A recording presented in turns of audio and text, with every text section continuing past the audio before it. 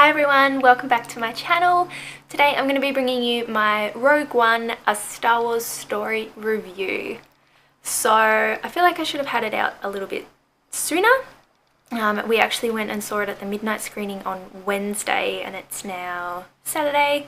But most people only saw it yesterday because I think that's when it came out in America.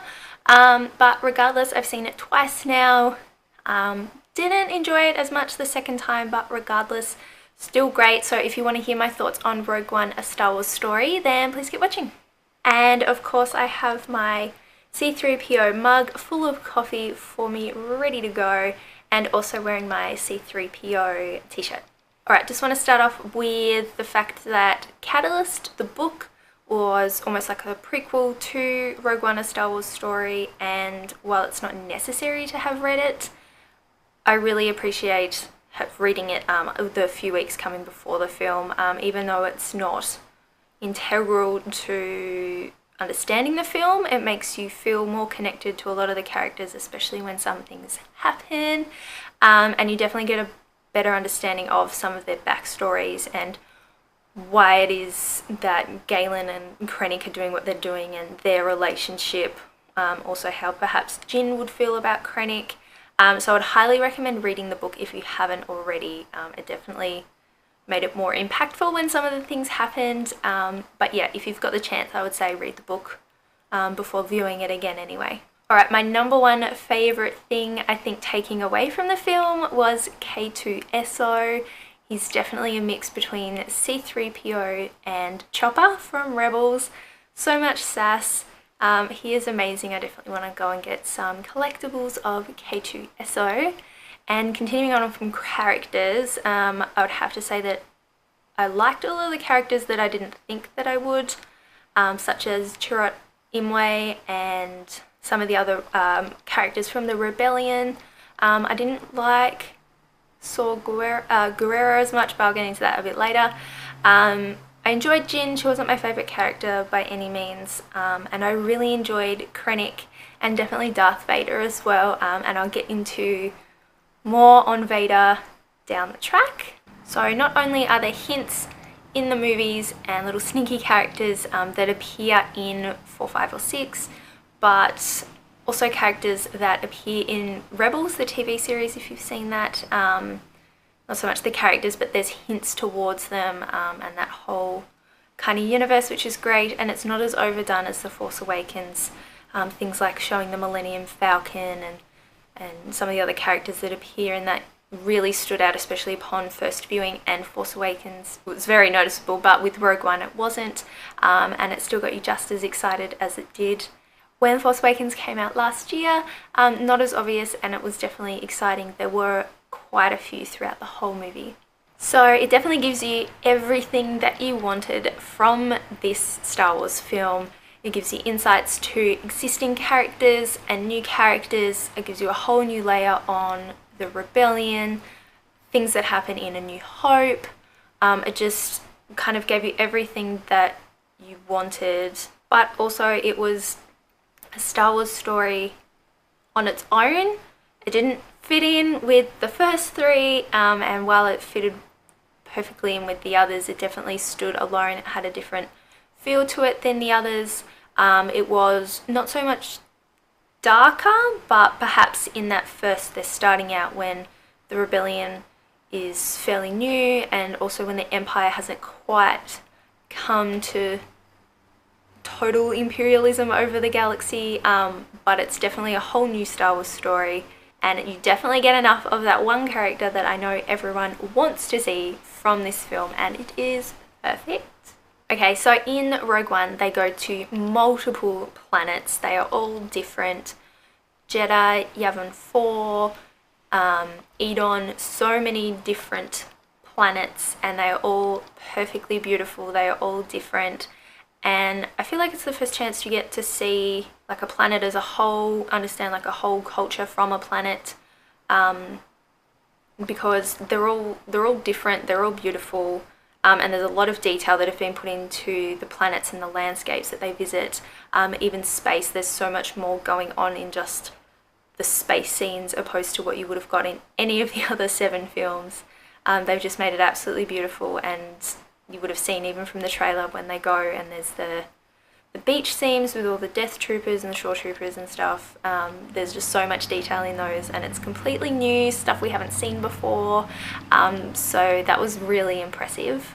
So just briefly on even the Force, the way that they implicate the Force within the movie, mainly through Chirrut Imwe, it's just kind of a refreshing view on the Force, because it's more like a Yoda fashion where it's all around you and it's something that you can feel and it moves, and you even hear them say that it moves in a dark way around people doing certain things, and it doesn't leave a bad midi-chlorian taste in your mouth, so that was refreshing. The Force is used a lot, well not used a lot, but referred to a lot in the film, and you would know the importance of the Force and the Kyber crystals if you especially have read Catalyst, and I think that's something that is important because they refer to Kyber crystals a lot, obviously used for Jedi lightsabers. So yeah, if you've got the Catalyst behind you, you can kind of understand a little bit more as to what they're talking about. Okay, there is so much humour in this, so many puns. There is a perfect one-liner from one of the best characters in this, and you'll know exactly the line that I'm talking about once you have seen it. It stands out, it's such a surprise, and everyone in the audience loves it. And besides the lines that come out of K2SO, there's this other one that is absolutely perfect, and that's the character that I think everyone wanted to see, and perhaps didn't get enough of, but I think is kind of the perfect amount. It didn't add or detract from it, but the humour is definitely there. It's not quite as much as like The Force Awakens, but they definitely know how to play it right. Okay, finally, one of my main positives before I get into the slight negatives on the film, which can be viewed either way, the CGI. Now, the CGI of the fights, of space, the ships, well, just briefly, even the ships, I am hoping that they used models, otherwise their design is amazing, but they look exactly like models, and there's this huge scene with Star Destroyers, close-ups, and even scenes from the trailers. They're absolutely beautiful. They definitely reek of 4, 5 and 6, the originals, and it's just beautiful to see them there and to not be completely CGI'd and fake and just look really out of place. So they're just beautiful. But back to CGI.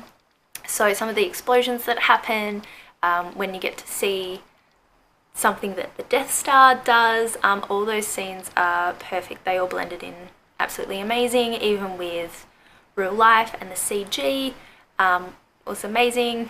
Obviously, like K2SO and some of the other characters that weren't there, when they weren't using real props, which they do quite a bit in some of the scenes, especially on Jedha, and they look amazing. They definitely didn't hold back on those.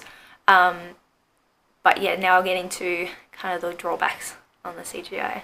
So there are some scenes that stand out with the CGI, and I have to say that in the 2D, it's not as obvious as it is in 3D, so take that into consideration when you're watching it. You'll know exactly what CGI I'm talking about. It happens quite a few times through the movie, and you're either going to not be bothered by it, you're going to be thinking, what the hell, why have they made this decision, or you're going to hate it. But it didn't bother me too much. At first it was a surprise, but it was kind of cool, and you understand why they did it. But, you know, there were probably better ways around it. So while this next point isn't so much a negative, it kind of was lackluster, and that's the soundtrack. Obviously, the Star Wars music is iconic, and The Force Awakens built up a strong soundtrack by John Williams, and apparently the soundtrack for Rogue One was only started and finished within 1 month, and you can kind of tell it is lackluster. Even when the opening credit comes up, you can just see that it doesn't hold the same weight that some of the iconic Star Wars music does, and then when they've got the original Star Wars music in there, they play on it a bit, and it's not as strong. There's some really interesting little bits through it, but definitely not my favourite music for this one. And to be honest, sometimes I didn't even realise that the music was on, which might be a good thing. But after a while I'd be like, oh, what's the soundtrack sound like? And listen and be like, I don't care. Let's go back to the movie. So like I said, I've now seen it twice. So when I went for the second time last night, I was so excited to see it again, just the same as watching any of the other films. But I wasn't as interested in it the second time. I couldn't keep still. I got slightly bored in some bits just because of the pacing. It can be quite jumpy, and it's great. You get to see heaps of different planets and things, and you know, they did it quite well, but it also slows down and it stops sometimes, and then you feel like it's going to finish, or even you feel like it's going to start really getting into the film, and then it doesn't, and you wait a bit more and then it doesn't. So sometimes it slows down a bit, and because of that I don't think it also holds the rewatchability as The Force Awakens or A New Hope, Empire Strikes Back. You just couldn't watch it as many times as I know I can watch Force Awakens back to back. But yeah, I probably will go and see it once again in a couple of days, but besides that I don't think I could watch it over and over again. Not that it's not great, but just because of some of those issues it's not as rewatchable. Also, keeping with the theme of like editing, there were some weird editing choices, and I've heard in other reviews that there were quite a few weird editing choices throughout the entire film. But one in particular is towards the end. There's a scene with Cassian and Jyn, and he opens his eyes basically, and you'll get what I mean, and it just seems like such a weird choice at the wrong time. Completely takes you out of the scene. It just looks really strange. But yeah, I don't know, there's just some weird things in the film like that you're like, that was a weird choice. And also in certain scenes there are things that certain characters could have done to other certain characters that would have made the scene so much more impactful than what they chose. One with Cassian and Krennic could have involved Tarkin or Vader, and it would have been so much cooler, but can you do? And finally, like I said before, Saw Gerrera wasn't really my favourite character. No particular reason, just I think it might have been his voice. It was incredibly grating.